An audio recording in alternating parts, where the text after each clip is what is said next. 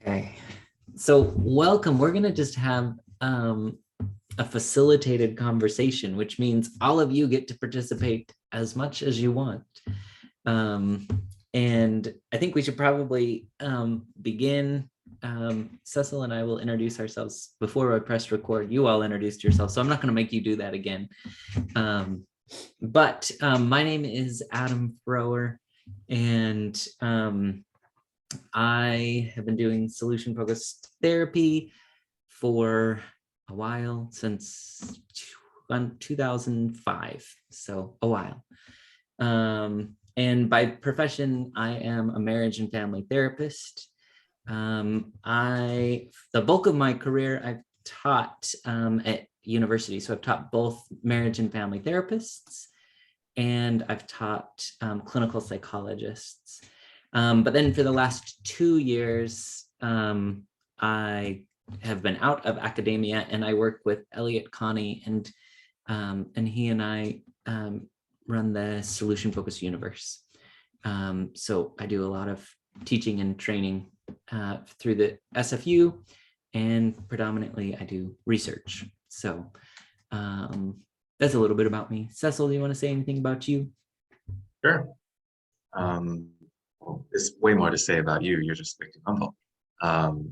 I am Cecil Walker, and I mostly do, I wouldn't say mostly, but a lot of my time I spend in private practice right now here in Atlanta, Georgia.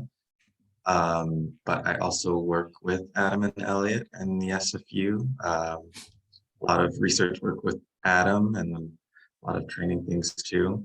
I think I've been doing research with Adam for 6 years now. We're coming up on 6 years this month, maybe. Yeah, true.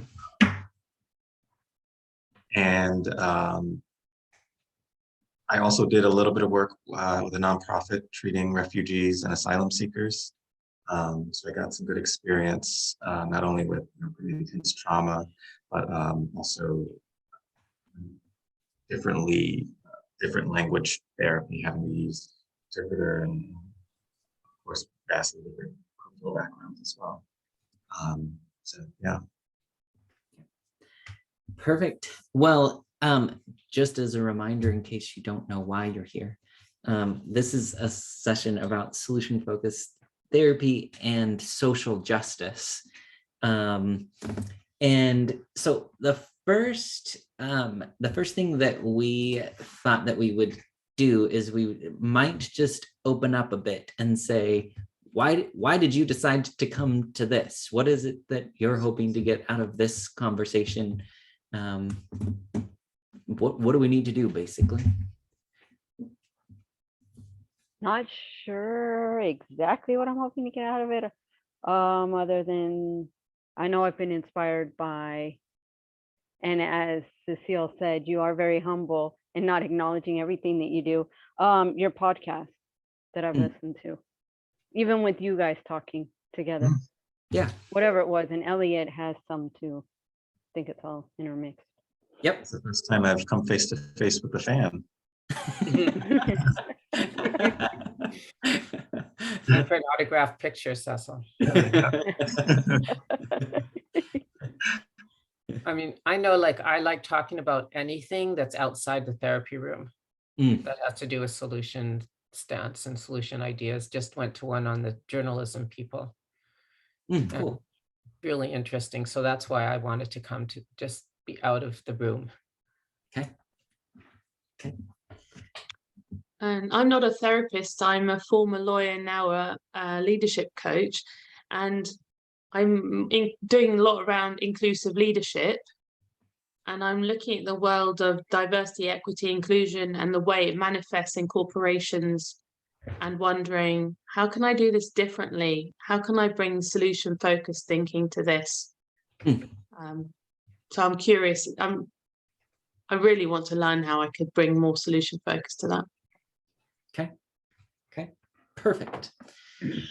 Well, if anybody else wants to chime in, they're more than welcome. Welcome, Matt. It's nice to see you. So the first thing that we wanted to talk a little bit about is just the idea of social justice. What is it? What does that mean? And again, since this is a facilitated conversation, I guess I'll just throw it open to you all. When you hear the term social justice, what does that mean to you?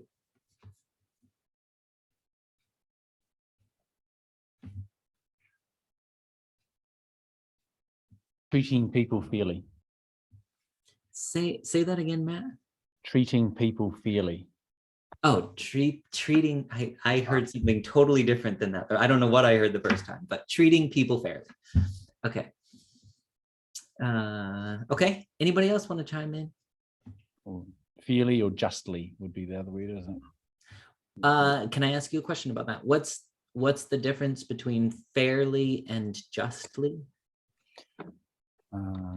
Maybe they're similar words, actually. I'm thinking equally, justly, with justice. So justice is probably more of a legal type word. Fairly is more empathetic type of word, I suppose. I'm thinking. Okay. I need to look up a dictionary. Okay. So I actually read a conversation which is going around on LinkedIn this morning, I think it was, which was around the difference between doing social justice work in organizations versus doing DEI work. And I'm still mulling it over. But I think the general thesis was, if you're engaged in diversity, equity, and inclusion, it's really about staying within the structures of oppression that already exist and like pushing different elites forward within the structures that exist. And that's what they were saying. And then whereas justice would be potentially breaking the whole system. So it's more, for me, justice is far more profound and to the roots of what is right. It almost has biblical overtones to me. Like justice is deep; it's got roots, and yeah, that's what I think of. Yeah, I think that's a really worthwhile distinction of like, are we trying to enact change from within, or are we trying to create change potentially from without or start over? I think that's a good distinction. Anybody else want to chime in? I'm sometimes wondering if some words have lost their power as things change. I remember, I think I'm getting this right. I remember I was listening to the podcast about the school system, white parents doing badly, or I forget what it was called, but it was and one of the women who was involved in trying to change the school said, we don't want equality, we don't care about equality, we just want access to everything that everyone else has. And so equality was changed to now access. And so I don't know whether sometimes terms need to change to reflect a different version of what people are wanting.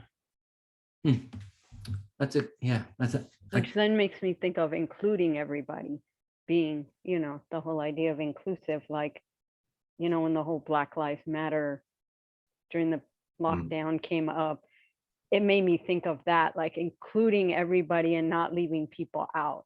Like back in the day with the whole bus thing, to like include everybody and acknowledge everybody, treating, as Matt said, treating everybody fairly, all parts of them, not just their feelings, their mental abilities. And just because you might have a handicap and somebody else might not, we're all the same. We're all human beings. We all come with different knowledge, different perspectives, different life, lived experiences. Yeah, good. To me, I was just going to comment on what I heard from both of you, Liz and Beverly.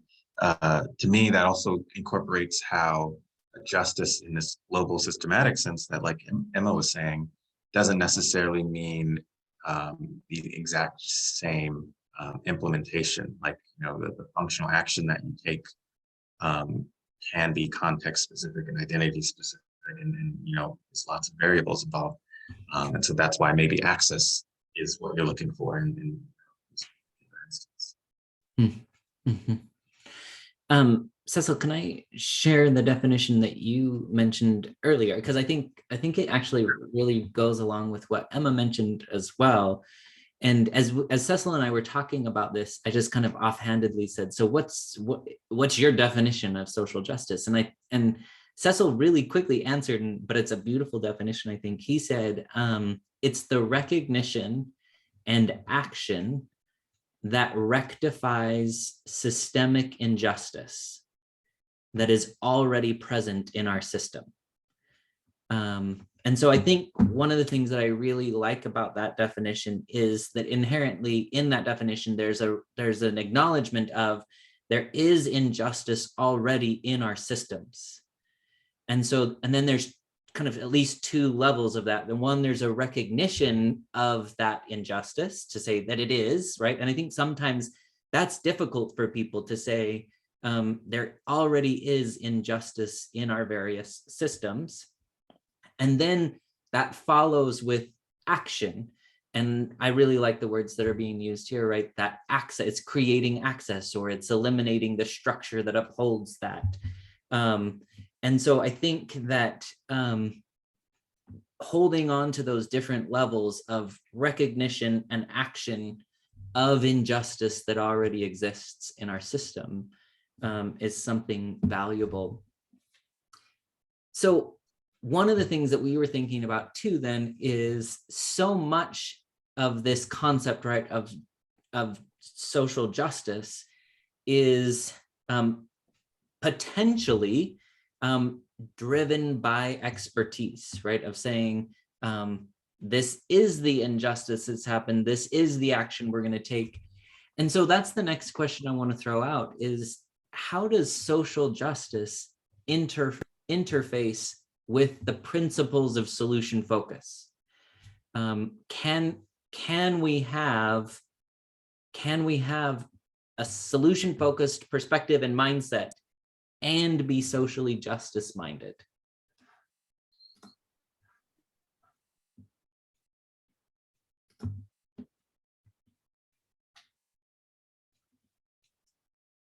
And I was saying to Cecil, I'm very likely going to have to say silence doesn't bother me, so take all the time you need. Yeah. Can you repeat the question? Repeat it. Yes. Can you have a solution focused perspective and be socially justice minded? Can those two things coexist?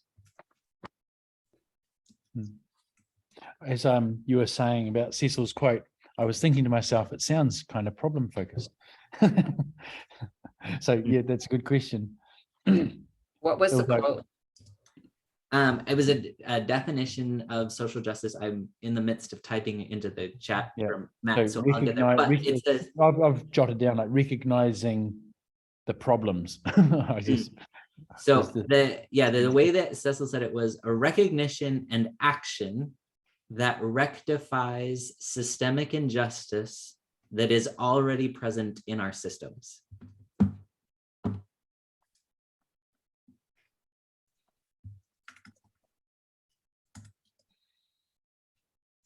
But then the question is, is recognizing that there is inequality in the system, is that a problem or is that a fact or a given? Because is there a system conceivable in which there is zero inequality? I don't think so. That's a good point. And I think if we put that question into our various settings, right, whether it's in a therapy room where some of us might be, or whether it's in a consultation setting, or whether it's in a business, or is there any dynamic where there is no inequality? Takes us back to those gender questions discussing, Adam. It does, yeah. So I'm gonna stick my neck out and say what I privately think and have never dared to say. Mm. But, Perfect. It's 2 a.m. in Finland and she's lost all filter for yeah, so I have a sort of, I'm interested in spirituality, and I think I like to think of my spiritual identity, like, which is, what qualities do I reflect? I've got this concept of God, that God is love, and that I reflect those ideas, and that I have a spiritual identity, and so does everyone. And I can't be more spiritual than another being. And so on that spiritual level, there's equality. If you see what I mean, that is my concept of justice, to acknowledge that and to try and live in accordance with that. So can you be solution focused? Can you say the question again? So can you be solution focused and still act on social justice, is the question. Generally, yeah, I think I said, can you have a solution-focused perspective and be socially justice-minded? Well, I'm wondering why, if you asked Martin Luther King that, what he would have said. Like, what do you reckon? Well, I don't know what he would have said, but I think the answer is yes, because otherwise we wouldn't be here. I wouldn't have said, let's have this conversation. Yeah. So I hope he would say yes too, but I don't really know what he would have said. I think he would have said yes too. Yeah, and I think it's almost a natural combination, assuming that social justice is something that we think is positive, which is an assumption, of course, but but it's something that we value, and that being solution focused is trying to sort of make steps towards a better world and a better being as a person. I think it's a very natural combination. I'm wondering, is that a good solution-focused question that we ask often is, what would it be like when the problem doesn't exist, or the problem's gone away, or things are better? So certainly those are the kind of framework that I'm looking at that. Martin Luther King did have a dream too, right? I was gonna say, Yeah. we have that written down. Yeah, I think it's interesting. I think one of the things that, at least my perception, and maybe I'm wrong, is that oftentimes when we talk about social justice, then the perception is we have to, I say we because oftentimes I fit into the position of privilege, right? If we talk about racial privilege or gender privilege, or I have pretty much all of the privileges. And so oftentimes when social justice comes up, it is we people with privilege need to do something to eliminate the injustice.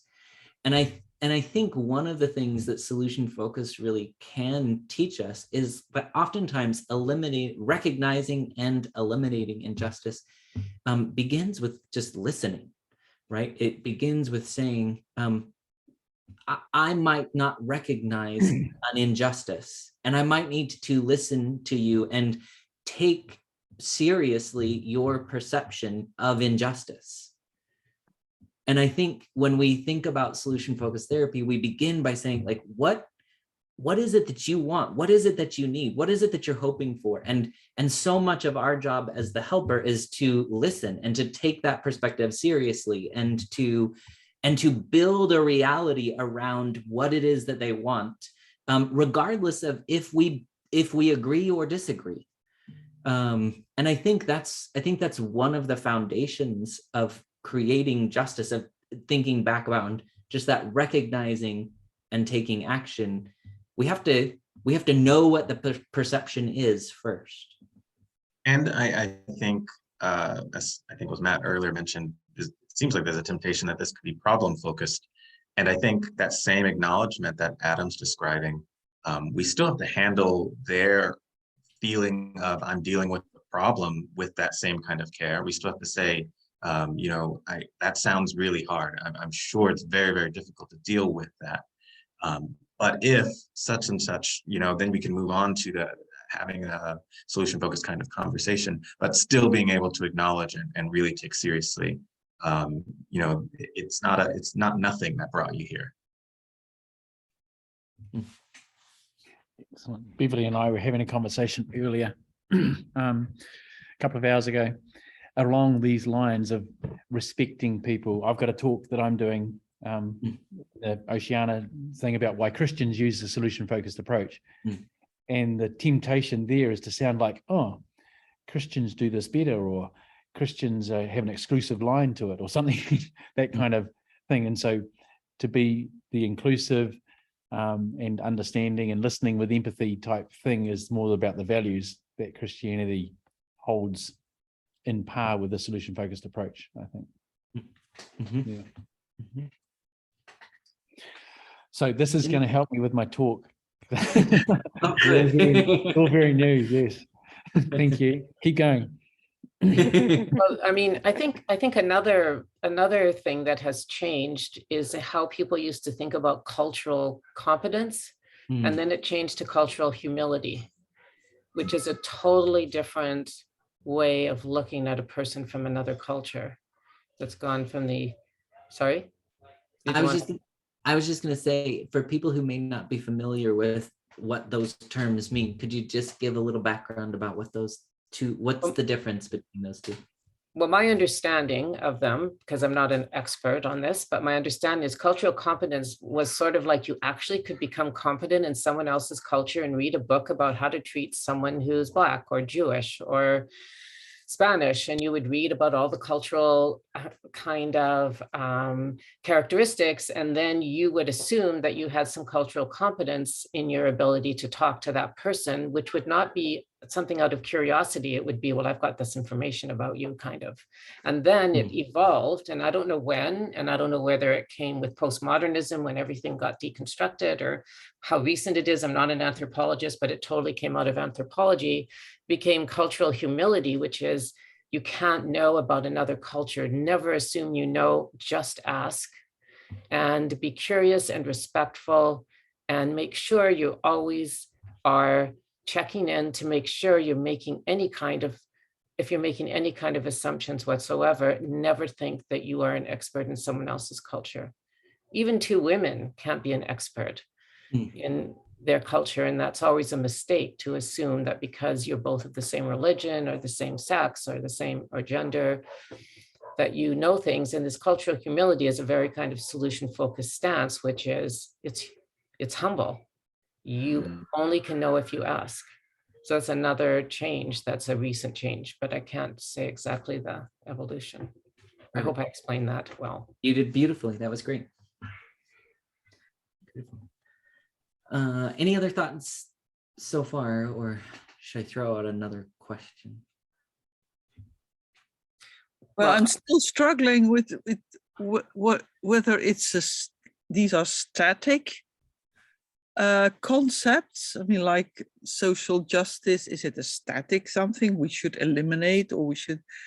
I think it's dynamic. It's something you can strive to reach, you can try to reach, aspire to, but you can never fully reach it, because it would freeze everything. People, you wouldn't grow anymore. You wouldn't, both as society, as a human being. So I think and it's also with the cultural humility, and of course you can't assume that you know what another woman is thinking or feeling.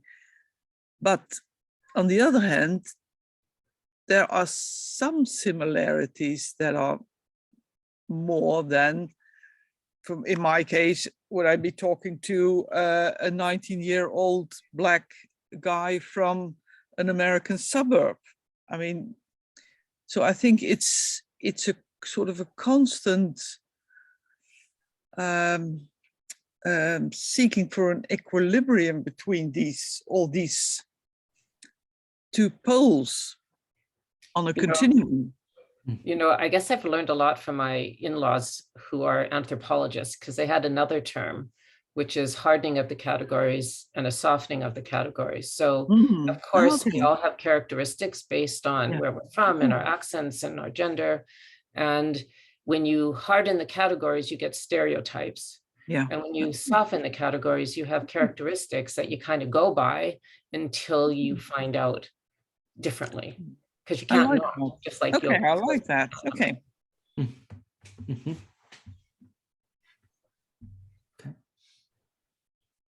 Yeah, I've heard it said have prototypes rather than stereotypes.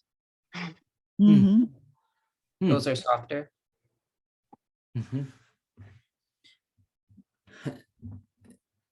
So given all of that, if we're going to take into consideration, right, the individual nuances of a person or the people that we're working with in a group, oftentimes solution focused is pretty overt about, we don't do assessments, we don't gather a lot of background information, we don't need to know a lot about the history in order to be able to move forward, all of those kinds of things. But if there is supposed to be this recognition and action of eliminating injustice that sits in our systems, that's something that's there, that's something that I have a history interacting with. So how do I do this as a solution-focused person if I'm not doing much assessment, if I'm not, giving out questionnaires, if I'm not digging back into the history to say, like, what has happened before? So how can I be aware and take that into consideration in the work that I do without getting detailed descriptions about it? Maybe it's being clear about what you're in the room to do. Are you in a room with a human being, working with that human being, or are you there to be like changing a structure? Maybe you need to sort of have categories, like, when I'm in the room with this person, I'm in the room with this person, and I know that this afternoon or tomorrow or the whole of next week, I will be lobbying, I will be writing letters, I will be doing something about the structure, which I can also do in a solution-focused, non-shouty, angry way. But that's a separate project.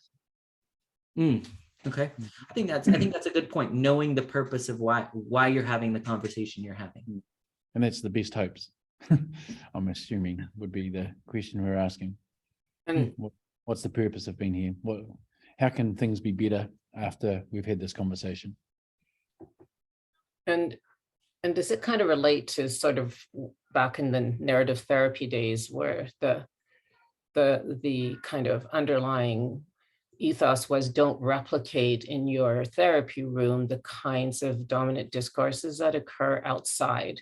So you're doing the same thing that the person's experiencing outside, and you try to level the playing field. You try to do something different so that you're not replicating that, whether you're a male with a female or people of color with white, but you try to make the room not mirror the dominant culture that a person is existing in. Whether that's reasonable or not, that was something that was very important in narrative therapy. And just remembering that we're not the expert, that the client we're in the room with is the expert, and they're going to teach us. If we're not, in a sense, I feel like because I work with teens and young adults and even intern with the LAPD, the kids, I was never in a gang, I was never into all of that. So they ended up teaching me about their world, because I think they could tell, and I wasn't going to lie, that I lacked that culture, the gang lifestyle. So they invited me in as the expert to, teach me about their world. So then I could get curious and, go along the journey with them, and then go, as Matt said, to the best hopes and for our time together. But that would mean that they must have really saw that you respected their world. Yeah. And by doing that, I think, because I agree with what Emma said, but in doing that, even if you do it to one person, you make a little change in the system. And if you do it to 10 people, you make a larger change to the system, because systems change by every drop that falls onto them. Yeah, you remind me of that. The premise of, one small change leads to bigger changes. Yeah. Cecil, can I ask you, because you had, when we were talking about this before, you were also talking about really understanding and utilizing someone's identity when you formulate questions, and that changing the way you listen. Can you explain that a little bit? Can you talk about what you meant by that? Yeah, I think it fits in quite well with what everyone was just talking about. I really like that response of, knowing what we're there for in the first place. But as far as using content from their identity as meaningful input for your questions, I think sometimes we recategorize identity and everything related to identity as being a particularly either sensitive or scary thing that needs to be handled in a different kind of way, or we have some type of reaction to it. But the way that I was looking at it when we were having our conversation, Adam, was it's a source of potentially extremely meaningful things. And we have lots of conversations all the time about meaningful things with our clients. In fact, that's part of our job, is we're looking for meaning making and meaningful things to put into these questions. And so if this is just a place where meaning can be, that should be somewhere that we're getting some of that. And I think just like we ask about their meaningful relationships, their aspirations, the things that they do that make them feel good about themselves, meaningful things that are characteristics about themselves, I think we can do the same in an organic way with matters of their identity. And I think those things come out from them in an organic way, the same way that, the fact that they have a spouse would come out, or the fact that they're a plumber would come out. Yeah, I think one of the things that I think is really valuable from that solution focused perspective is when we, and I'm going to link it back, some of you may know and some of you may not know, Elliot and I kind of talk about solution focused as the diamond approach, right? And we start with getting someone's best hopes and then move on to different types of description, the presence of their desired outcome. And one of those description types is resource talk. And one of the things that I think is really, really important that links with what you're saying is when we're doing resource talk well, right? In essence, what we're trying to understand is when your best hopes is present, what skills do you have? What qualities do you have? What characteristics do you have? What social network do you have that's going to help you to accomplish whatever your best hopes is? And I think when we do resource talk really, really well, then we're hearing those answers that they're giving through all of those lenses of perhaps I'm talking to a woman and that's going to influence the way she answers. Perhaps I'm talking to, an Indian American and that's going to influence the way they answer the way they answer. Potentially I'm talking to somebody who is a middle-class person, right? And I think if we can remember those qualities and say, whoever they are, their identity, it's going to influence the answer they give. So I need to be listening really, really carefully to say, what are they teaching me about who they are based on the answers that they're giving? And I need to listen through all of that to say, what are the things, what are the principles that are really, really important to this particular person?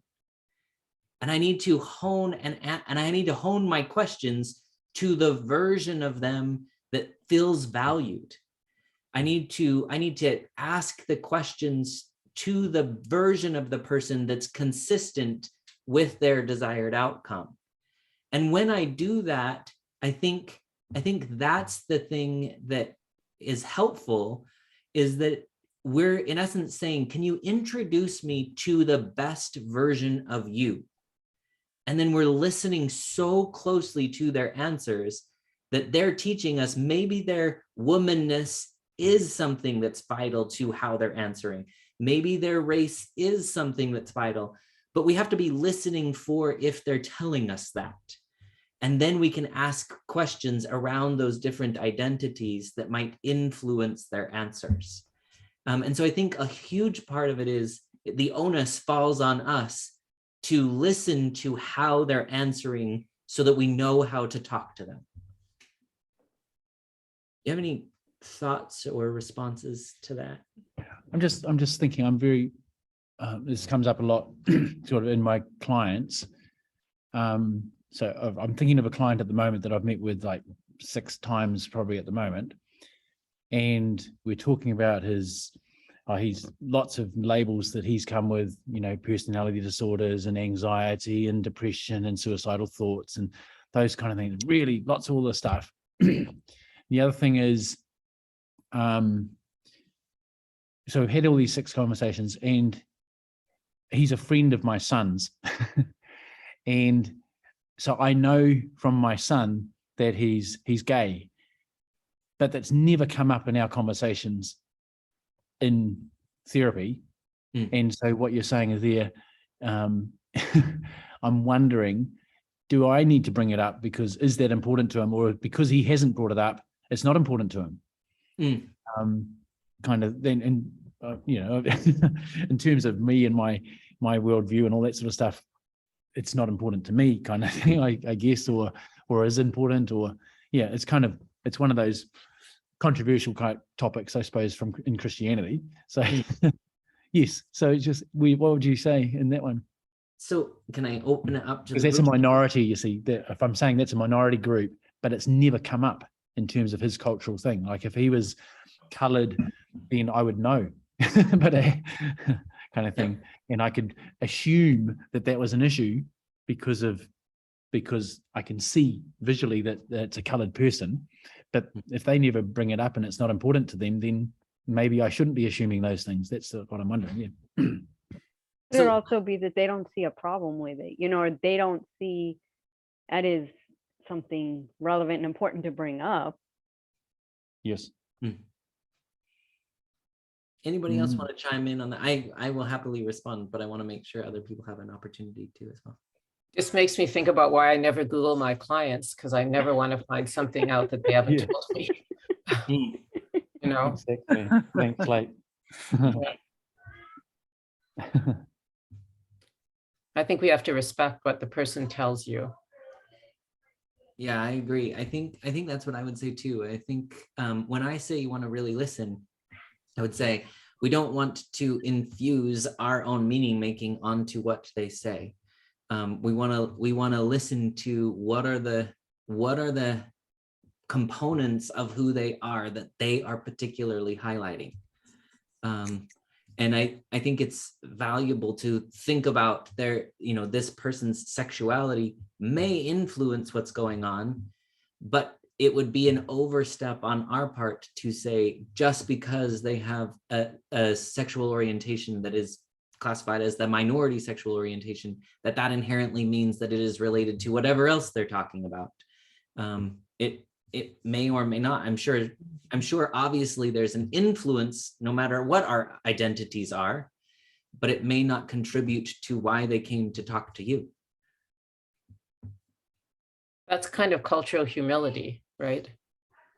Where you really don't know and you wait to discover as the person tells you about themselves. It's sort of like, I think in a really overt way, it's sort of like if a person who's overweight comes and they never talk about their weight, are you going to tell them you should be losing weight, or that should be, no, not at all. You would talk to them about what's important to them, which is one of those problems with physicians and the fix-it people is they kind of impose that, and then they get resistance and they don't get collaboration, right?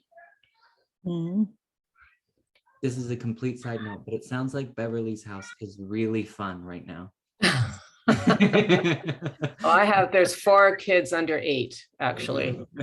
Well, it sounds like there's a lot more fun happening there than where I am. That's amazing you can hear it, but yeah.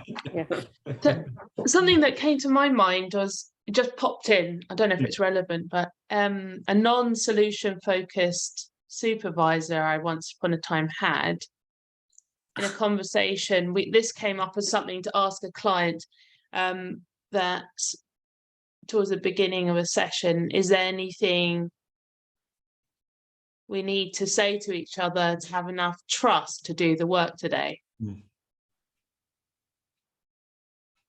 I don't know. That just came through my mind. Interesting. Is there anything we need to say? Doesn't it's not Chris, but one Evan? of the brief guys says, is there any question that I should have asked that I haven't? Evan, yeah, Evan. It's kind of like that. Yeah. Mhm. And it's less heavy than trust. Do you trust me? It's a bit heavy. So Because there is a presupposition in that question, isn't there? what do you mean? What do you mean, Yoka? Well, is there anything we have to say in order to be able to trust each other? It means that at this moment, I'm not sure whether I can trust you. Good point. Good point. And that you need the trust to proceed anyway. Yeah, and I think this is a bit divergent, but earlier today I was doing a different presentation with a couple of people that were doing some research, and it was about the EEG work. So what happens in someone's head while they're getting therapy? And one of the things that stands out as we've been watching this is that oftentimes we have noticed that people start to answer the questions with quite a bit of regularity. That we can ask a question. What you see in someone's brain is that you ask the question and their brain is kind of quiet for a minute as they take in the answer.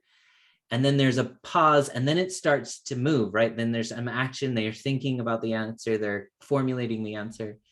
And then there's another little pause, and then they give the answer. And, it is. and what's interesting is that we started noticing there was one woman, particularly, and Cecil was watching when this happened too, but she was answering the questions with such regularity that I could literally predict when she would start to speak. And at one point that she followed the pattern beautifully. And I said, and I pointed at the screen because Cecil and I were watching on camera, and I pointed at the screen knowing she was going to open her mouth and answer the question. And she said, I don't know. And I had looked at Cecil and I said, she absolutely knows. I know she has the answer. And so the therapist doing the session asked the question again, and the exact same pattern happened. It was so quiet, and then it went up, and then there was this pause, and then I was like, she's going to answer. And then she said, I don't know. And I looked at Cecil again, and I was like, I know she knows. She has the answer. And the third time, the same pattern. And then the third time she said, I don't have the right word. I don't know how to say it. And so they had then a conversation about what word might fit. And I think that's kind of what we're getting at here, whether that's the humility or not. But I think sometimes we listen and our client will say something like, I don't know. And I think one of the things that we need to tack on to the end of that is, I don't know yet, or I don't know if I should tell you, or I don't know what you're going to do with the information, or I don't know if it's safe to tell you, right? And so I think sometimes we as clinicians need to sit quietly through that part and know they probably know the answer. but they need to know that they can trust us with the answer. And so sometimes as a solution focused person, instead of trying to power through, we might need to say, let me ask you the question again, or let me give you some time to think about it. Or, you know, is there a better question I should have asked you? And I think sometimes at the language level, that might help us to be more humble for where they are.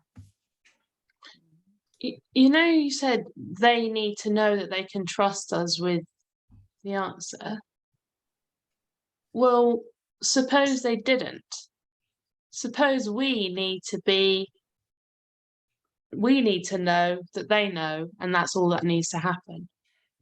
Emma, that is beautiful. And one of the things oftentimes that we say is, I don't even need to know the answer. It's a luxury if I get to hear the answer. It's a privilege if you get to hear. Yeah. But you don't need to hear. They just need to know it. And you're absolutely right. And I think holding on to that perspective means we treat them with so much respect that they get to hold on to the answer if they want to. Adam, because I missed your lecture on that, unfortunately. I hope I can view it again, but is there any evidence that in that moment when there is an answer, but somebody says, I don't know, that it could be that the answer is sort of in a different modality? It's like, I mean, some people have they don't have a word or a sentence, but they have an image or a sensory stimulus, and they cannot find the right word. So that's why they say, I don't know. While on another level, different level, they do know. Is there any evidence for that?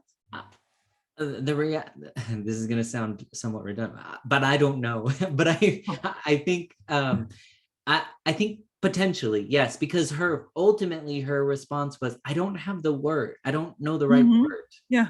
And so, yes, there was a clear indication. She followed the pattern, and up to that point, she had probably answered, I don't know, 50 questions. And the pattern was so routine that she would think of the answer and then the answer would come out.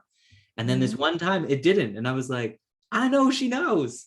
So I think, yes, perhaps they're just storing it in a different way. But I think that's, I think that goes along with that stance of humility that you've all been talking about.